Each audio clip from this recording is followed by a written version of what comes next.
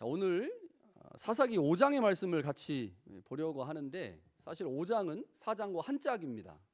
4장부터 시작해서 5장까지가 이제 하나의 구원 사건을 설명하고 있는데, 그 설명하는 방식이 조금 다릅니다. 4장의 방식과 5장의 방식이 같은 내용을 다른 방식으로 설명을 하고 있습니다. 지난주에 설교를 하고 나서 집에 가서 제가 좀 고민이 많았어요. 인명이 많이 언급되면 어려워집니다.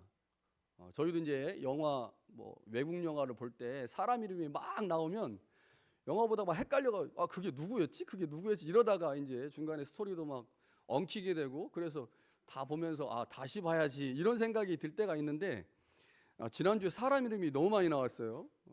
친숙하지도 않은 사람 이름이 많이 나오면서 설교를 들으시는데 조금 어려움이 있었을 것 같은데, 지난주에 했던 이야기가 오늘 다른 방식으로 반복되고 있는데, 4장에서 하나님이 드보라와 야일을 통해서 이스라엘을 구원하셨죠. 그 구원하심을 경험한 후에 5장에 오면 드보라가 노래 형식으로 하나님의 구원을 찬양하면서 4장에 있었던 이야기를 다시 반복합니다.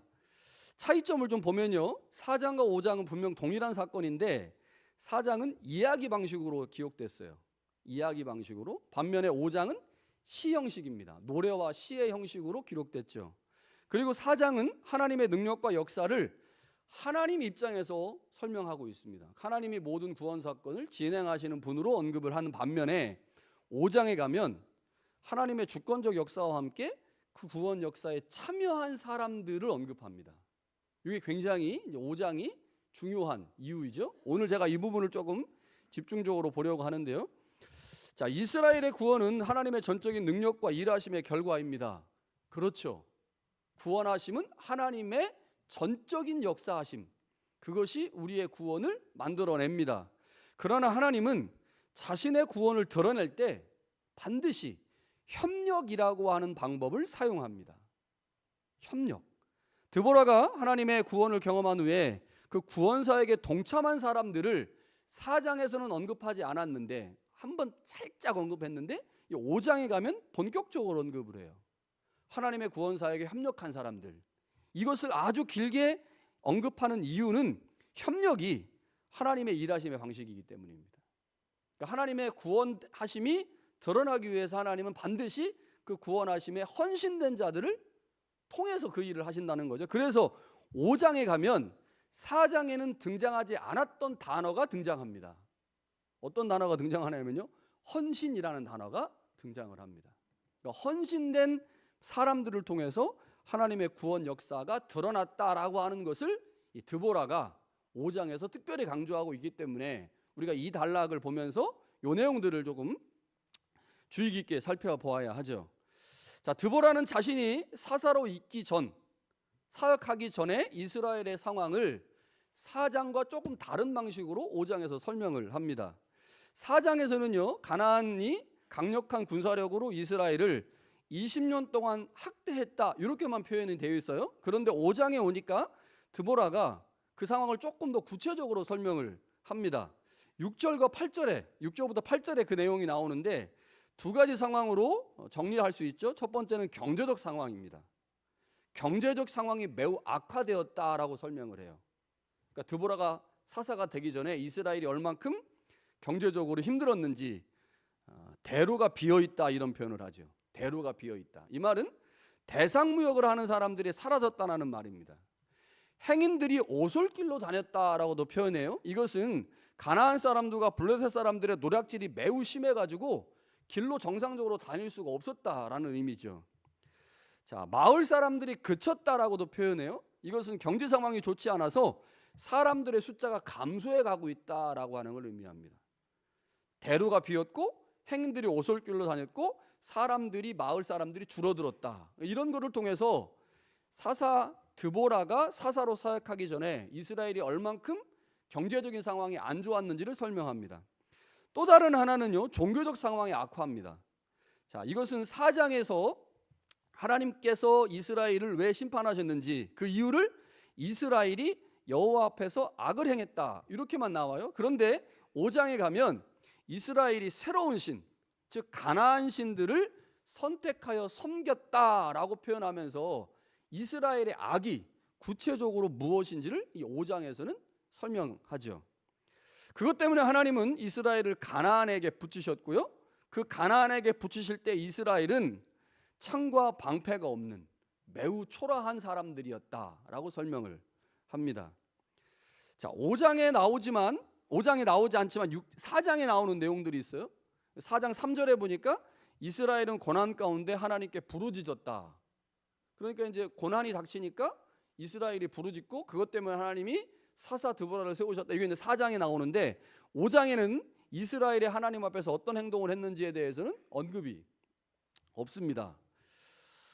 그러나 이제 4장의 내용과 연결해서 보면 이스라엘이 분명 이제 고난 가운데 부르짖었을 것이고 그 부르짖는 이스라엘을 하나님이 불쌍히 여기셨겠죠.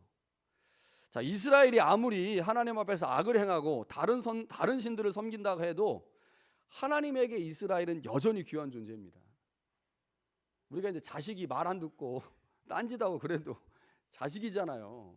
이 자식은 지금 미웠다가 1시간 후 다음날 아침에 자고 일어나면 그 미움이 사라져요. 이게 이제 아버지나 부모가 자식을 대하는 마음인 것 같습니다. 아우 막 저거 그냥 이러다가 자고 일어나면 그 마음이 다 사라져서 다시 사랑스럽죠.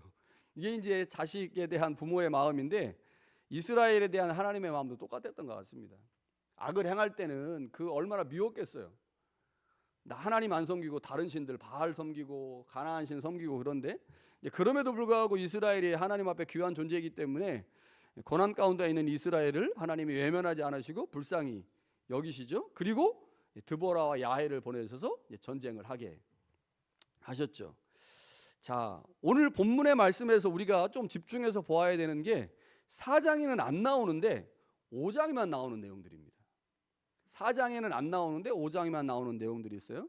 자, 4절부터 5절에 보니까 하나님에 대한 묘사가 4장에는 없고 5장에만 나옵니다. 자, 이런 식으로 묘사돼요. 하나님이 지나가시는 곳에 땅이 진동하고 하늘이 물을 내리고 구름도 물을 내렸다. 이런 표현들이 나와요. 산들이 하나님 앞에서 진동했다. 그러니까 하나님의 능력과 하나님의 권위와 하나님의 주권을 표현하는 내용들입니다. 드보라가 전쟁에서 승리를 했죠. 그 승리의 가장 중요한 원인과 이유가 무엇이냐? 하나님의 능력과 위엄이라는 겁니다.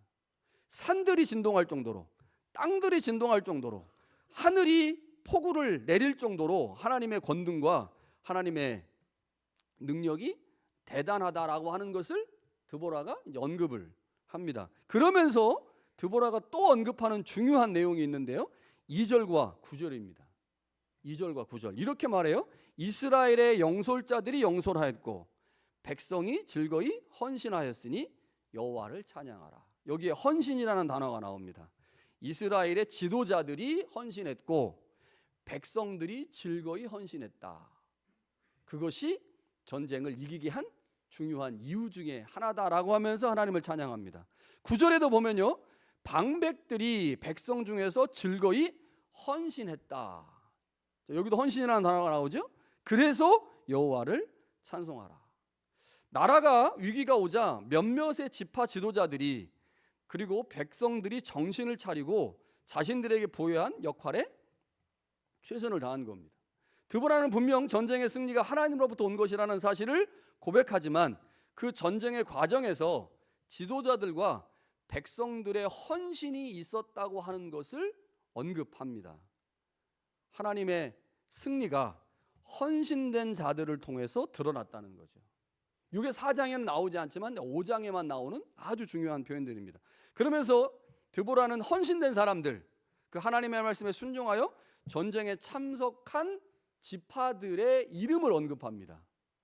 우리가 본문으로 읽지는 않았지만요, 그 지파들이 에브라임 지파, 베냐민 지파, 그리고 므낫세의 장남이 마길인데요, 이 마길 지파, 그리고 스불론 지파, 이사갈 지파입니다.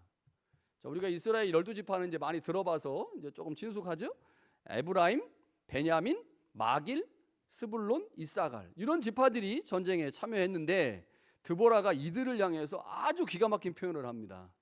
여호와의 백성이다. 이 말을 해요. 자, 그런데 이게 왜 중요하냐면 사사기에 이 여호와의 백성이라고 하는 표현이 딱 여기만 나옵니다. 한 번도 안 나오고 여기만 딱 나와요. 그 이유가 뭐겠습니까? 사사기에 왜 여호와의 백성이라는 표현이 안 나오냐? 이스라엘이 가나안 정착 초기부터 여호와를 버리는 행동들을 너무 많이 했거든요. 그래서 사사기 읽어보면 사사기에 처음부터 이스라엘이 정착하고 나서 다른 신들을 섬기고 다른 민족들과 결혼하는, 혼인하는 일들을 하면서 여호와를 버리기 시작했잖아요. 하나님이 사사들을 세우신 이유가 뭡니까?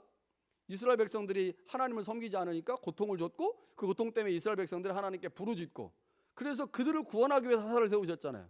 그러니까 사사를 세우시는 그때부터 이스라엘은 계속해서 하나님 외에 다른 신들을 섬겼거든요. 그러다 보니까 사사기는 이 여호와의 백성이라고 하는 말을 매우 절제하여 사용했습니다.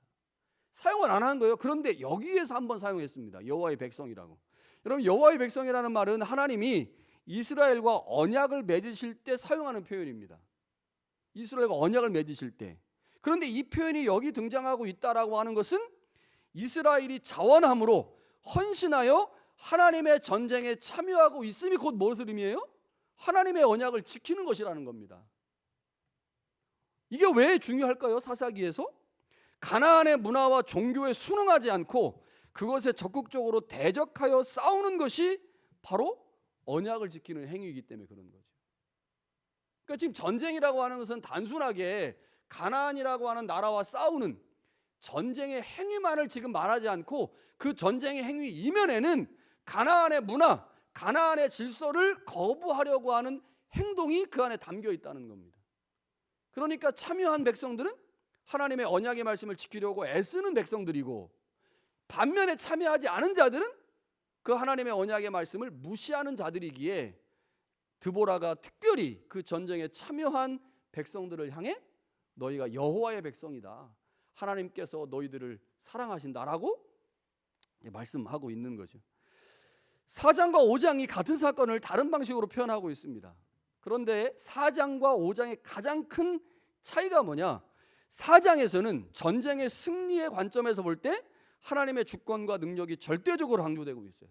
하나님이 그 모든 일을 행하셨다라고 말씀하고 있는 반면에 5장에 오면 하나님의 주권과 능력이 강조되면서 동시에 그 백성의 참여를 강조하고 있다는 거죠. 헌신을 강조하고 있습니다. 헌신. 자, 이것은 하나님께서 무엇을 하시든지 간에 자신의 백성과 동역하기를 원하고 계시다는 것을 보여주는 거죠. 하나님은 자신의 나라를 하나님의 백성들이 힘을 합쳐 하나씩 만들어 가기를 원하고 계시다는 겁니다. 그래서 이 참여한 지파들을 향해서는 여호와의 백성이다라고 말을 하면서 참여한 사람들만 언급하면 좋은데 드보라가 굳이 참여하지 않은 지파들의 이름을 거론을 합니다. 그리고 그들이 왜 그 전쟁에 참여하지 않았는지의 이유도 언급해요. 굉장히 좀 당혹스러운 거죠. 신앙생활 열심히 잘하는 사람 칭찬하면 그럼 거기서 끝나면 좋은데, 잘 못하는 사람 이름 탁탁 집어가면서 누구 너는 왜 이렇고 누구 이렇게 하면 이제 굉장히 복잡해지는데, 드보라가 지파들의 이름을 언급하면 그들이 왜 전쟁에 참여하지 않았는지를 얘기해요. 자, 4개의 지파가 나옵니다. 참여하지 않은 지파. 첫 번째는 르우벤입니다. 그리고 길르앗이 나오는데, 길르앗은 갓지파를 의미하는 거고요. 단, 그리고 아셀 지파, 이렇게 4개의 지파가 나오는데, 자, 4개의 지파가 왜 전쟁에 참여하지 않았는지를 간단하게 한번 보겠습니다. 첫 번째는 르우벤 지파인데요. 이 르우벤에 대해서는 이렇게 말해요. 르우벤이 시냇가에서 큰 결심이 있었도다. 번역을 조금 잘못한 것 같아요. 르우벤이 시냇가에서 큰 결심이 있었다. 이게 뭐 도대체 무슨 말인가? 그래서 이 단어를 이제 이 말이 좀 애매하기 때문에 이 말의 의미를 좀 이제 이해하려면 그 히브리어 원문을 좀 봐야 되는데, 여기 시냇가라고 번역된 단어가 구분, 단이라고 하는 뜻을 갖고 있기 때문에 지파 내의 작은 종족 단위를 뜻하는 말입니다. 시냇가라는 말이. 그러니까 여기 시냇가에 이제 사람들이 이제 모여 살잖아요. 그래서 시냇가라고 하는 말을 이제 다른 의미로 의역을 하면 작은 종족, 작은 단위 이런 말이에요. 그리고 큰 결심이라고 번역된 단어는 이거를 좀 굉장히 심하게 이제 잘못 번역한 것 같은데 마음의 살핌 혹은 마음의 갈등을 의미하는 단어입니다. 그래서 이걸 다시 번역하면 이렇게 돼요. 루벤 지파 안에서 마음의 갈등이 있었다. 이거 다시 번역하면 루벤 지파 안에 마음의 갈등이 있었다. 그러니까 루벤이 전쟁에 참여하지 않은 이유는 지파 안에서 갈등이 있었다는 거죠. 그 갈등이 구체적으로 무엇인지는 모르겠지만 서로 의견이 차이가 나면서 그 의견 때문에 갈등이 생겼고 집안 싸움 하느라고 바깥의 일에 전혀 관심을 못 가진 겁니다.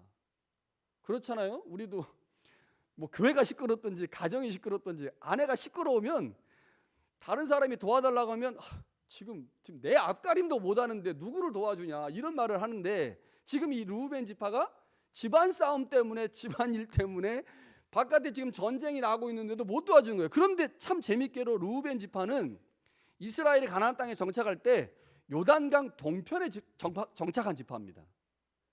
자, 이스라엘이 이제 가나안 땅을 약속의 땅으로 받고 들어오잖아요. 들어올 때 12지파인데 레위 지파는 이제 분깃이 없었기 때문에 레위 지파를 빼고 에브라임하고 므낫세가 이제 두 개 지파로 나눠 가지고요. 이게 이제 요셉 지파인데 요셉의 아들들이 에브라임과 또 이름 나오네.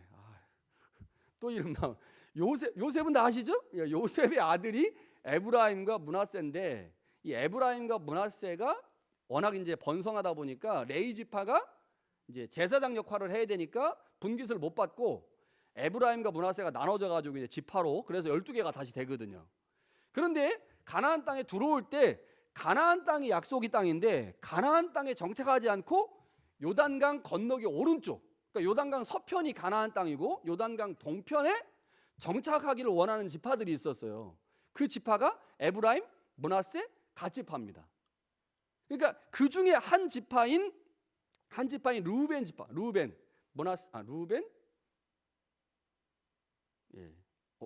제가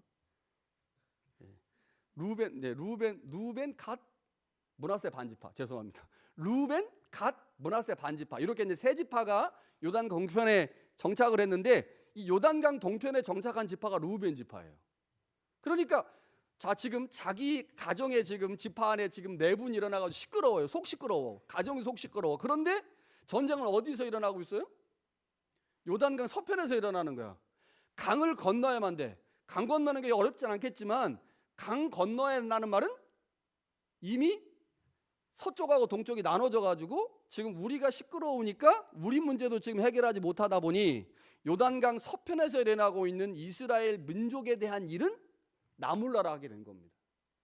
처음에 이스라엘 사람들이 이제 가나안 땅에 정착할 때 이 두 지파 반이 처음에는 가나안 정착 초기에는 정복 전쟁에 참여를 했습니다. 그런데 시간이 지나면서 가나안 전쟁에 참여하지 않는 모습들이 나타나게 된 거죠. 강을 중심으로 해서 동쪽에 있는 지파들이 이제 우리끼리 잘 먹고 잘 살면 되지 서쪽에 있는 지파들의 일에 큰 관심을 안 갖기 시작했는데 이 르우벤 지파가 지금 서쪽에서 전쟁 나고 있는데 자기들의 집안 문제 때문에 속 시끄럽다고 왼쪽에서 있는 그 일에 나몰라라 한 겁니다. 나몰라라 한 거예요. 자, 하나님의 약속이 땅이냐 아니냐가 중요하지 않은 지파였잖아요. 여러분 가나안 땅에 들어간다고 하는 것은 하나님이 가나안 땅을 약속하셨고 그 약속의 땅을 차지한다고 하는 것이 중요한 의미였는데 르우벤 지파는 아예 처음부터 그것에 관심이 없었어요. 그러니까 요단강 동편에다가 우리가 정착하겠습니다라고 하면서 정착을 거기 한 거예요. 그러니 자신들의 안에 문제가 있고 속 시끄러우니까 이스라엘 사람들이 가나안 땅에서 일어나고 있는 일에 관심을 안 갖는 겁니다. 이거를 지금 드보라가 아주 콕 집어서 이야기를 한 거죠. 지파 안에서 일어나는 작고 사소한 의견 차이로 갈등이 일어나면서 자신의 민족이 당하는 고통에 관심이 없는 겁니다. 이게 르우벤 지파였어요. 자, 그 다음에 나오는 지파가 길르앗인데 길르앗은 갓 지파를 말합니다. 자, 두 지파 반이라고 그랬죠? 르우벤, 갓, 므낫세 반 지파. 이게 동쪽에 정착한 지파인데 갓 지파에 대해서는 아예 이렇게 말해요. 요단강 저쪽에 거주했다. 요단강 저쪽에 어디예요? 저쪽이? 요단강 동쪽에 거주했다는 겁니다. 약속의 땅은 서쪽인데 동쪽에 거주한 지파가 이 길르앗 갓 지파다. 그러니까 이들이 전쟁에 참여하지 않은 이유도 뭐 때문입니까? 거주지 때문이에요. 다시 말하면 요단강 서편, 즉 이스라엘 안에서 일어나는 일들을 자신들과 상관없다고 생각한 겁니다. 그런 태도가 강 건너서 일어나는 일에 대해서 그냥 수수방관. 그래, 니네는 니네들이 하는 거지 뭐. 우리는 요단강 동편에 살고 있는데 라고 하면서 서편에서 일어나는 일에 대해서 무관심한 거죠. 마지막으로 세 번째는 단지파예요. 이 단은 배에 머물렀다라고 표현해요. 배에 머물렀다. 이 단지파가 참 기가 막힌 지파입니다. 여호수아 19장에 보면요, 단지파가 원래 할당받았던 땅이 어디냐면 남쪽입니다. 유다 지파 옆구리에 지중해를 따라서 이렇게 이제 지파가 땅을 분배받았는데 어찌된 이유인지 땅을 상실했어요. 그러니까 거기 살아야 되는데 못 살고 어디로 올라가냐면 북쪽으로 올라갔습니다. 그래서 사사기 18장에 보면 단이 가나안 땅 가장 북쪽 지역에 정착을 했고 그 정착한 그곳이 이스라엘의 북쪽 경계가 됩니다. 그러면서 그들이 정착했던 도시의 이름이 뭐가 되냐면 단이 돼요. 단. 그래서 이스라엘을 표현할 때 단에서부터 브엘세바까지 이런 표현을 하거든요. 맨 위가 단이고 맨 밑에가 브엘세바예요. 그래서 단에서부터 브엘세바라는 표현을 하는데 그 단, 그게 이 사사기 때 이 단지파 사람들이 올라가서 정착하면서 만들어진 도시죠. 그런데 이 단이라고 하는 사람들이 자신들이 하나님으로부터 받은 땅을 지켜내지 못하고 그 땅을 떠나서 다른 곳에 살다 보니까 다른 사람들을 의존하며 살 수밖에 없었던 거죠. 그러니까 분명히 땅을 분배받았는데 그 땅에서 못 살고 다른 땅에 가서 살게 되니 얼마나 새빵살이 아니에요. 새빵살이 서럽겠습니까? 그러다 보니까 이 사람들이 가나안 사람들과 관련된 선박 제조하는 일을 하면서 살게 됐습니다. 근데 지금 이 하솔, 이 가나안, 이스라엘을 지금 침공해서 이스라엘을 괴롭히고 있는 가나안과 하솔이 지금 어디에 있는 지역이라고 그랬어요? 가나안 땅에서 북쪽이라고 그랬죠. 북쪽. 그러니까 하솔이 통치하고 있는 지역에 살고 있는 사람이 누구냐면 이 단지파 사람들이었습니다.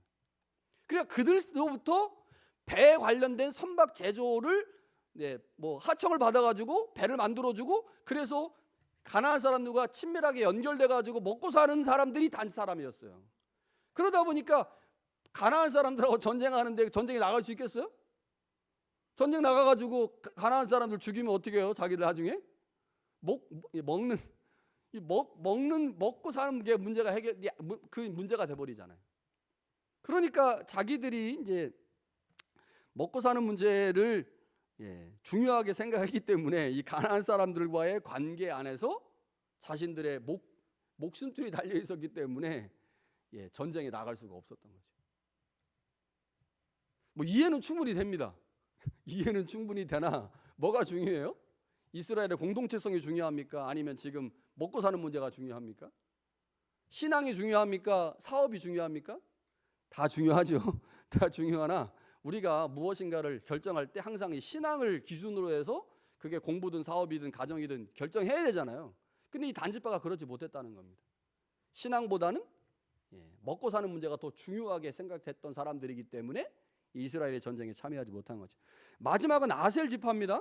아셀 지파는 갈멜산 위쪽 해변에 자리를 잡았는데 오늘 본문에는 아셀이 자기 항만에 앉아 있었다라고 되어 있어요. 그러니까 자기 항만에 앉아 있었다는 말을 통해서 이 아셀 지파도 해상 무역 혹은 해상을 통한 경제 활동에 종사하고 있었다라고 하는 것을 알 수가 있죠. 경제 활동에 집중하느라 전쟁하지 못한 겁니다. 그러니까 이제 두 지파는 동편에 거주하면서 서쪽에서 일어나는 일에 나몰라라 했고 두 지파는 먹고 사는 문제 때문에 전쟁에 참여하지 않은 거죠. 전쟁에 참여하지 않은 지파들의 가장 중요한 특징이 뭐냐? 자신의 민족의 일을 남일처럼 생각했다는 겁니다. 남일처럼. 뭐가 지금 상실된 거예요? 공동체성이 상실된 겁니다. 그러니까 지금 드보라가 뭐 지적하고 있습니까? 공동체성이 상실됐다. 여러분 교회가 잘 나가는 것 같아도 한 번에 무너질 수가 있어요. 이 공동체성이 상실되면 이제 무너지죠. 그래서 제일 위에 있는 이제 리더가 그 공동체 전체를 하나로 이제 모으는 게 이제 굉장히 중요한데 드보라가 이 네 지파를 향하여 너희들이 지금 너희들의 지리적 문제 때문에 먹고 사는 문제 때문에 경제적인 문제 때문에 지금 요단강 서편에서 일어나고 있는 이스라엘 전체 문제를 간과하고 있다. 그래서 너희들이 지금 공동체성이 상실됐다. 공동체성이 왜 상실됐느냐? 우상숭배 때문이다. 이렇게 지금 얘기를 하고 있는 거죠. 드보라는 전쟁에 참여하지 않은 지파들이 공동체 의식을 상실했음을 지적하면서 하나님의 통치 영역 안에 살아야 된다고 하는 것들을 지금 5장에서 설명하고 있습니다. 여러분, 본문을 통해서 하나님께서 우리에게 주시는 메시지가 분명히 있죠. 구원의 역사는 하나님의 절대적 주권과 일하심 속에서 일어나는 겁니다. 이거 누구도 부인할 수 없는 일입니다. 그러나 그 하나님의 구원의 역사는 언제나 헌신된 사람을 통해서 나타난다는 거죠. 헌신된 사람을 통해서. 우리가 사사기 5장에서 발견하게 되는 메시지가 바로 이것입니다. 드보라는 4장에서 일어나는 하나님의 구원의 일을 5장에서 노래와 시의 형식으로 다시 반복하면서 하나님의 절대적 구원의 역사가 헌신된 하나님의 백성들을 통해서 드러났음을 드러내고 있습니다. 하나님이 이스라엘과 함께 일하시려고 지도자들을 감동하셨어요. 그때 어떤 사람들은 감동을 무시했습니다. 그리고 어떤 사람들은 하나님의 감동에 반응한 거죠. 왜 어떤 사람들이 무시했을까요? 가나안 신들을 섬기고 가나안의 물서와 질서를 따르고 있었기 때문에, 그들 안에 경제적인 문제가 중요했기 때문에 하나님의 감동이 와도 그 감동을 하나님의 것으로 받아들이지 않고 그냥 무시한 겁니다. 그러나 몇몇의 지도자들은 그 감동을 무시하지 않았죠. 드보라와 바락이 요청하자 그 감동을 따라 결단하고 순종했습니다. 그리고 전쟁의 자리에 나아갔죠. 방백들과 지도자들이 순종을 하니까요, 백성들도 그 지도자들을 따라 함께 헌신의 자리에 나갔습니다. 그때 하나님이 가나안의 문화와 종교를 누르시고 구원의 역사를 나타내셨습니다. 지혜로운 사람은 하나님의 일과 우리의 일을 구분할 줄 아는 사람입니다. 하나님은 그 능력으로 산과 땅을 진동시키시죠. 이거 하나님이 하시는 일입니다. 하나님은 하늘에서 비를 내리시죠. 그거 하나님이 하시는 일입니다. 하나님의 일이 있어요. 그런데 하나님께서 우리에게 우리의 일이다 말합니다. 그게 뭐예요? 헌신입니다. 헌신은 하나님이 하는 게 아니에요. 하나님은 몸이 없으시잖아요. 헌신은 뭡니까? 몸을 드리는 거예요. 몸을. 그 제가 예전 교회에서 설교 제목을 이렇게 잡은 적이 있어요. 헌심이 아니라 헌신입니다. 헌심이 아니고 헌신입니다. 마음을 드리는 게 중요하죠. 여러분, 그러나 하나님은 결과를 보십니다. 마태복음에 보면요, 두 아들이 있었어요. 두 아들이 있는데 큰아들은 아버지가 이제 두 아들을 불러놓고, 야, 포도원에 가서 이것 좀 해라. 그랬더니 큰아들이, 예, 아버지 가겠습니다. 근데 그 둘째 아들한테, 야, 너 형 따라서 같이 가서 이것 좀 해. 그랬더니 둘째 아들이, 아버지 싫어요. 저 할 일 있어요. 안 돼요. 이러는 거예요. 그래서 이제 몇 시간 지나가지고 그 포도원에 가봤더니 큰아들은, 네, 알겠습니다. 큰아들은 안 와 있고, 싫어요. 저 바빠요. 한 작은 아들은 가서 일하고 있는 거예요. 아버지가 보고 누구 칭찬했을까요? 예, 둘째 아들을 칭찬했습니다. 둘째 아들을. 그러니까 우리가 이제 하나님 앞에 우리의 마음을 드리는 게 중요합니다. 마음이 행동으로 연결되니까요. 그러나 하나님이 우리에게 진짜 원하시는 것은 몸을 드리는 거예요. 몸을. 그러니까 이스라엘 백성들이 하나님 앞에서 하나님의 능력과 하나님의 권능을 인정하고 그 권능에 반응하면서 헌신했거든요. 그 헌신을 통해서 하나님의 구원 역사가 이루어졌다는 거죠. 고린도전서 3장 6절에 보면 바울이 이렇게 말하면, 나는 심었고 아볼로는 물을 주었다. 그러나 오직 하나님께서 자라나게 하신다. 여러분, 하나님이 자라나게 하십니다. 이건 하나님의 고유 권한입니다. 근데 우리의 일이 있어요. 그게 뭐예요? 심고 물 주는 겁니다. 이게 뭡니까? 헌신이죠. 심고 물 주는 건 우리가 해야 돼요. 우리가 심고 물 주어야 하나님께서 그 현장에 함께 하셔서 자라나게 하신다는 거죠. 하나님의 교회가 어떻게 세워집니까? 하나님의 교회에 어떻게 성도들을 세울 수 있습니까? 하나님의 교회가 어떻게 이 땅에 하나님의 주권과 능력을 드러낼 수 있습니까? 헌신된 사람을 통해서입니다. 헌신이 다양한 형태로 나타나요. 예를 들면 이런 겁니다. 에베소서 4장에 보면 바울이 이렇게 표현합니다. 모든 겸손과 온유로 하고 오래 참음으로 사랑 가운데 서로 용납해라. 여러분, 헌신이 뭘까요? 겸손입니다. 헌신이 뭡니까? 온유입니다. 헌신이 뭡니까? 오래 참음입니다. 헌신이 뭡니까? 용납입니다. 이게 헌신이에요.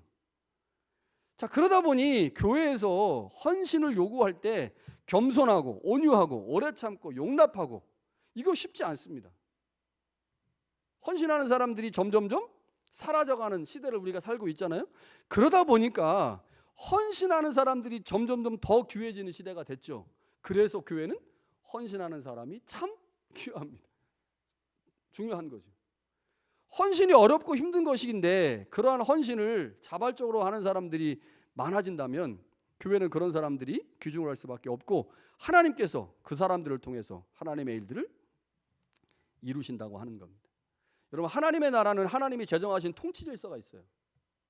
이 통치 질서가 무엇인지를 잘 이해해야 하는데, 오늘 사사기 5장을 통해서 하나님의 말씀하시는 하나님 나라의 운영 방식과 통치 질서가 있다고 말씀합니다. 그게 뭘까요?